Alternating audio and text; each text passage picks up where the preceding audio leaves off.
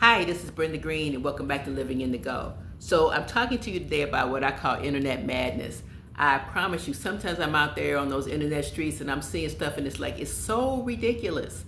I don't want you to fall for the the scams, the hocus pocus, whatever it is. I don't want you to fall for it because a lot of that stuff is not true.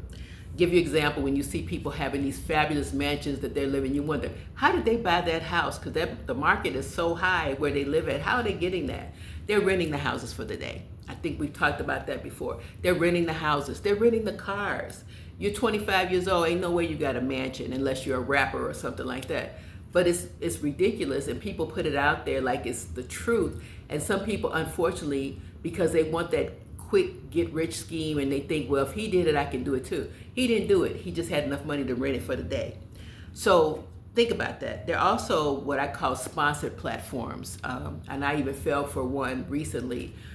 Not too bad, I returned it, but a lot of different products are marketing themselves with internet platforms, basically having these people talk about their product, sponsor it. They give them free gifts with it so they can tell you how wonderful it is. And so I fell for the okie doke for Quince. You see Quince everywhere. People talk about how it's so wonderful, at least online, how it's so luxurious. I ordered a sweater from them and I was so disgusted. It was supposed to be cashmere. It felt terrible. I sent it back. It took a little while, but I did get my money back. Never again, but that's when I did a little investigating and found out about all these sponsored platforms. So when you see a product that's over and over again in all of your algorithms of feeds, it's because they're being sponsored, and the people who are putting those on are getting paid for it.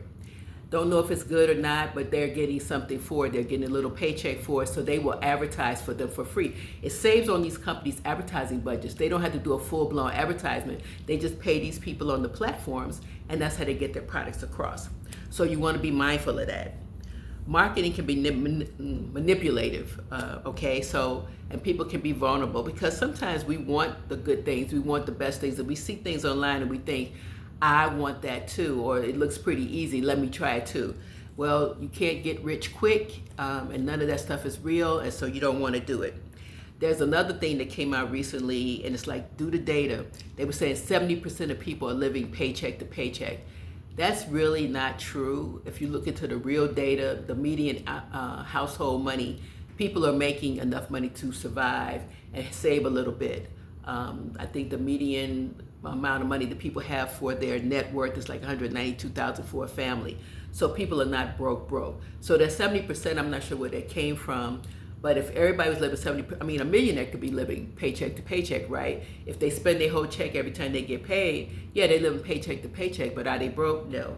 So you need to look at some of these statistics they throw out there. They kind of scare you, and they say, nobody has any money. Everybody's like, whoa, it's me. It's really, really bad out there. And it is bad for some, but not for all. And you don't have to stay in that bad place. You can find ways to pull yourself out of that. Make more money, save more money, invest, and do all those things to get you out of the broke situation.